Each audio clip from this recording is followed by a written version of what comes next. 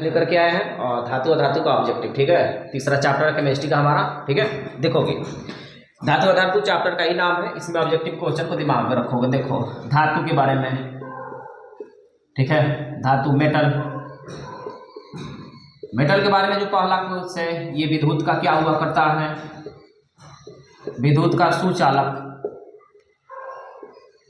विद्युत का क्या हुआ करता है, सुचालक होता है, ऊष्मा का भी सुचालक होता है। ठीक, इसमें फ्री इलेक्ट्रॉन होते हैं, फ्री इलेक्ट्रॉन, और इसी फ्री इलेक्ट्रॉन को हम मोबाइल इलेक्ट्रॉन भी बोलते हैं। और इसी फ्री इलेक्ट्रॉन और मोबाइल इलेक्ट्रॉन की वजह से ये धातुएं जो होती है विद्युत के सुचालक होती है। क्वेश्चन पूछेगा धातु विद्युत के सुचालक होती है, क्यों? उसके पास इलेक्ट्रॉन होता है कि फ्री इलेक्ट्रॉन होता है, तो याद रखेंगे फ्री इलेक्ट्रॉन, और फ्री इलेक्ट्रॉन को ही क्या बोलते हैं हम लोग, मोबाइल इलेक्ट्रॉन बोलते हैं। ठीक है, दूसरा हमारे पास सभी धातुएं चमकीली होती है, सभी धातुएं क्या होती है, चमकीली होती है। उसके बाद इंपॉर्टेंट है, देखोगे सोना सबसे विद्युत का सबसे सर्वोत्तम चालक, Ag चांदी, चांदी विद्युत का सर्वोत्तम चालक पदार्थ है। ये विद्युत का सर्वोत्तम चालक पदार्थ कौन सा है, चांदी है, याद रखोगे। ठीक है, सबसे अधिक है ना, ये बात हमेशा पूछा गया है, ये वाला और ये सभी लोगों को पता है, लेकिन अब क्वेश्चन पूछे कि सबसे कम विद्युत के चालक कौन सा होता है, सबसे कम चालक जो होता है वो होता है लेड, Pb, याद रखना पड़ेगा। ठीक, हमारे पास Hg के बारे में, ये जितना लिख रहे हैं इंपॉर्टेंट है, ध्यान से सुनोगे। Hg जिसको हम लोग मरकरी या पारा, एक ऐसा धातु है जो किस रूप में होता है, द्रव के रूप में हुआ करता है। मरकरी एक ऐसा धातु है जो द्रव के रूप में हुआ करता है। ठीक है, लिक्विफाइड लिक्विड के रूप में होता है। ठीक है, अब देखोगे यहाँ अधातु के बारे में है, नॉन मेटल, इलेक्ट्रॉन मेटल के पास भी होता है, नॉन मेटल के भी पास होता है। ठीक है, लेकिन इसमें करंट का लगने का कारण जो है इलेक्ट्रॉन नहीं है, फ्री इलेक्ट्रॉन है, याद रखिए, मोबाइल इलेक्ट्रॉन। इसमें क्या हुआ करता है, इसमें फ्री इलेक्ट्रॉन नहीं होता है, या मोबाइल इलेक्ट्रॉन नहीं हुआ करते हैं। ठीक, दूसरा यहाँ से क्वेश्चन देखो, इसमें सभी धातुएं चमकीली होती है, लेकिन अपवाद है, एक्सेप्शन याद रखोगे, ग्रेफाइट, ग्रेफाइट और आ जाएगा हमारे पास आयोडीन, ग्रेफाइट और आयोडीन याद रखोगे, ये दोनों चमकीली होती है, ये दोनों चमकीला हुआ करता है, एक्सेप्शन याद रखो। ठीक है, ये देखोगे सभी अधातु जो होता है विद्युत के कुचालक होते हैं, लेकिन ग्रेफाइट इंपॉर्टेंट, ये इंपॉर्टेंट। ठीक है, ग्रेफाइट अधातु है,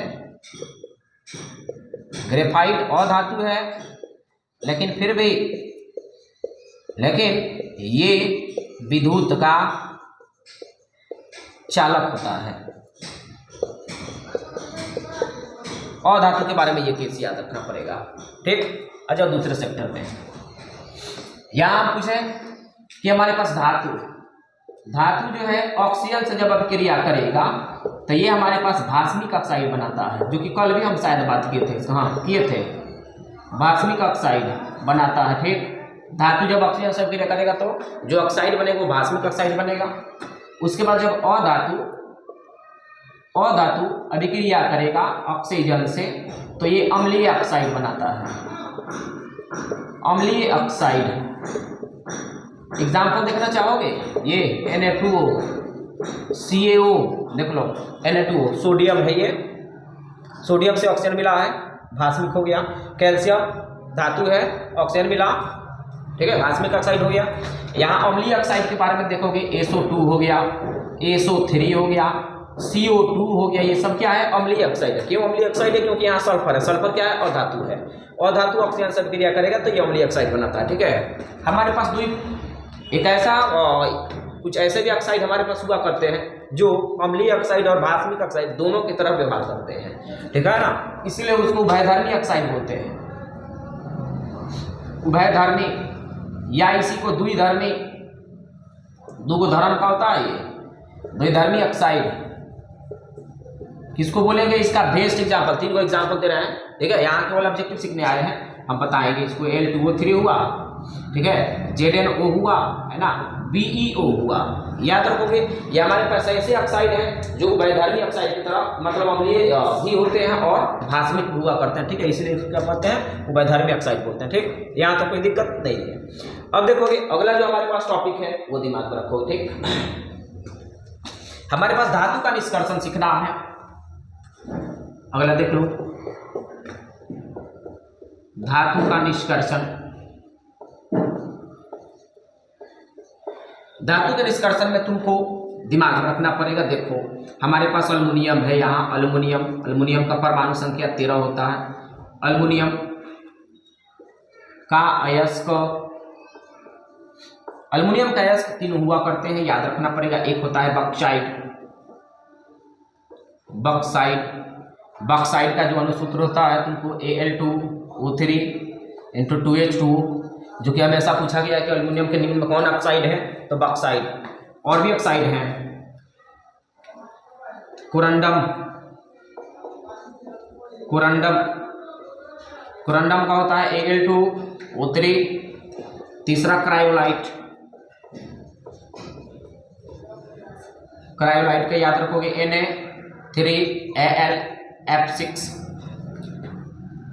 Na3Al_F6 याद रखिए क्रायोलाइट।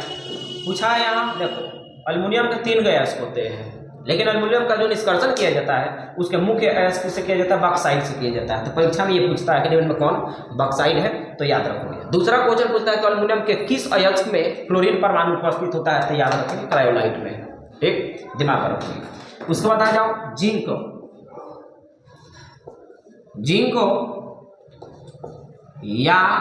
को ही जास्ता बोलते हैं। जास्ता के अयस्क,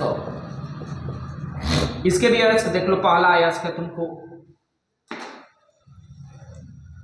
जिंक ब्लेंड का होता है ZnS। उसके बाद होता है जिंकाइट का होता है ZnO। तीसरा जो हुआ करता है हमारे पास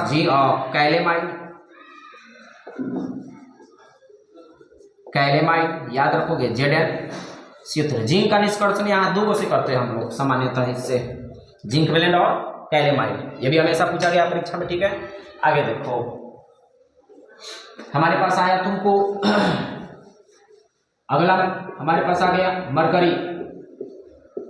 मरकरी को हम लोग क्या बोलते हैं? पारा बोलते हैं। इसका सिंबल है Hg, परमाणु संख्या 80, ठीक। इसका पास एक ही अयस्क है सिनेबार, जो कि हमेशा पूछता है। सिनेबार को हम लोग HGS बोलते हैं। HGS को क्या बोलते हैं?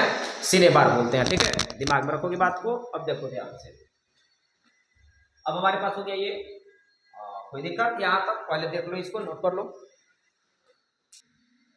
अब देखोगे 4th नंबर हमारे पास आ गया सोडियम।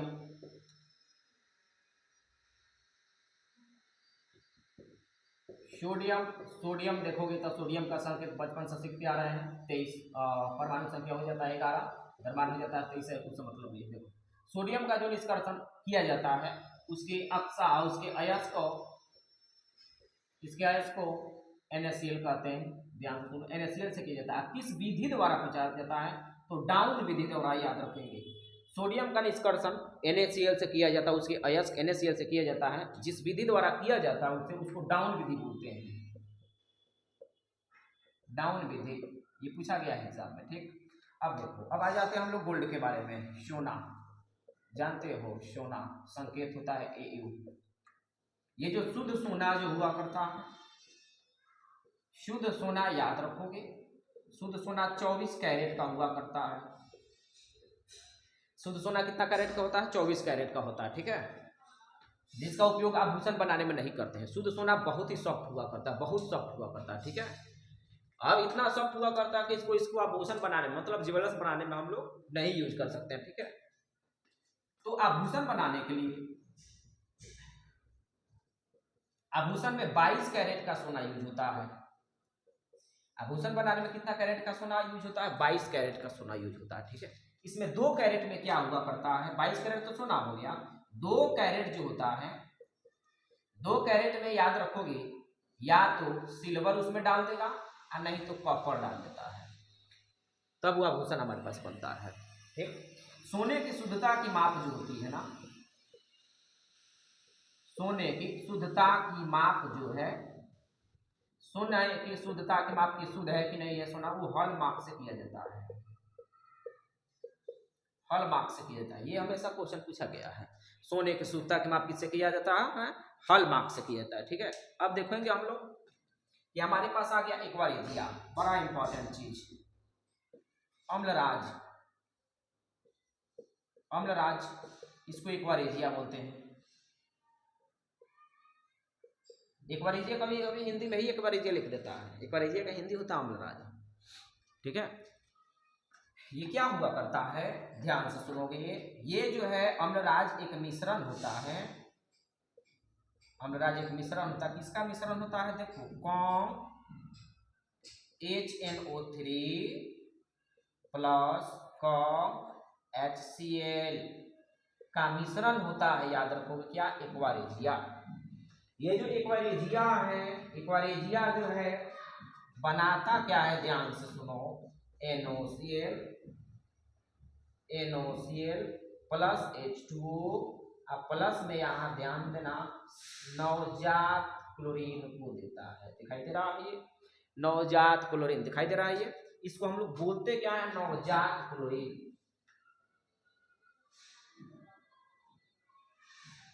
नेसेंट क्लोरीन बोलते हैं।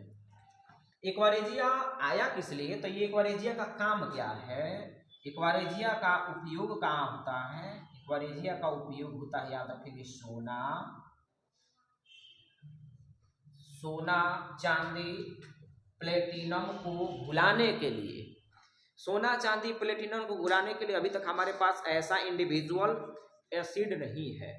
जैसे अम्लों का राजा किसको बोलते हैं? सल्फ्यूरिक अम्ल को बोलते हैं। ठीक है, लेकिन ऐसा नहीं है कि सल्फ्यूरिक अम्ल जो है सोना चांदी प्लेटिनम को घुला सके, इसीलिए हम लोग क्या बनाते हैं? तुमको अम्लराज बनाते हैं। अम्लराज एक मिश्रण होता है किसका? कौन का मतलब सांद्र HNO3, HNO3 का नाम क्या है? नाइट्रिक अम्ल। HCl का नाम बचपन से पता होगा तुमको, हाइड्रोक्लोरिक एसिड होता है। ठीक है, कौन दोनों सांद्र होता है। ये जो होता है जब इसका मिश्रण लेते हैं तो इस मिश्रण में उत्पन्न क्या होता है? तुमको क्लोरीन होता है। ठीक है, ध्यान देना। इस सोना चांदी प्लेटिनम को घुलाता कौन है? सोना चांदी प्लेटिनम को घुलाने का काम इसमें ना इसका है ना इसका है, सोना चांदी प्लेटिनम को घुलाने का काम करता है कौन? क्लोरीन करता है, नवजात क्लोरीन। ठीक है, बातें समझ में आ रही है ना? यहाँ से जो फिक्स क्वेश्चन है, यहाँ से जो फिक्स क्वेश्चन है वो दिमाग में रखोगे, बड़ा ही इंपॉर्टेंट क्वेश्चन यहाँ से हम बता रहे हैं, ध्यान से सुनना। कहता है एक्वारेजिया का अनुपात, अम्लराज का अनुपात। यहाँ जो क्वेश्चन पूछता है अम्लराज का अनुपात, ये कंप्लीट क्वेश्चन नहीं पूछा गया है, ये आधा अधूरा क्वेश्चन है। रियलिटी क्वेश्चन यहाँ पूछेगा अम्लराज में HNO3 तथा HCl का अनुपात, तो याद रखोगे 1:3 होता है। ठीक, यही क्वेश्चन तुम्हारा दूसरा को पूछते कि HCl तथा HNO3 का अनुपात कितना? तो 3:1 होता है। ये कहोगे सर ये कैसे बता रहे? इसको जब कराएंगे ना, बैलेंस करोगे ना, तो यहाँ तुम्हारा 1 आ जाएगा, यहाँ 1 कुछ नहीं तो 1 है, यहाँ 3 बैलेंस करके इसको बैलेंस करोगे, याद रखोगे। ठीक है, तो ये बैलेंसिंग के हिसाब से याद रखोगे। जब HNO3 कहती है अम्लराज में HNO3 तथा HCl का अनुपात कितना होता है? तो 1:3। और वही क्वेश्चन पलट करके पूछता है कि अम्लराज में HCl तथा HNO3 का अनुपात कितना हुआ करता है? तो 3:1 हुआ करता है। ठीक है, इसका उपयोग कहाँ कहाँ करते हैं बता दिए हैं। ठीक है, अब देखोगे कि अब हमारे पास आता है जस्तीकरण। जस्तीकरण या इसी को गैल्वेनीकरण बोलते हैं। जस्तीकरण या गैल्वेनीकरण में किस धातु का उपयोग होता है? तो जिंक धातु का उपयोग होता है, याद रखोगे। नाम से ही पता कर रहा है, जस्ता, जस्तीकरण, गैल्वेनाइजेशन। ठीक है, ये हमेशा क्वेश्चन पूछा गया कि जस्तीकरण में, गैल्वेनीकरण में किस धातु का उपयोग होता है, मतलब कौन सा धातु उसमें होता है ना? तो बता देंगे कौन? जांचता हुआ करता है, ठीक है। उसके बाद आ जाता है तुम्हारा एनोडीकरण।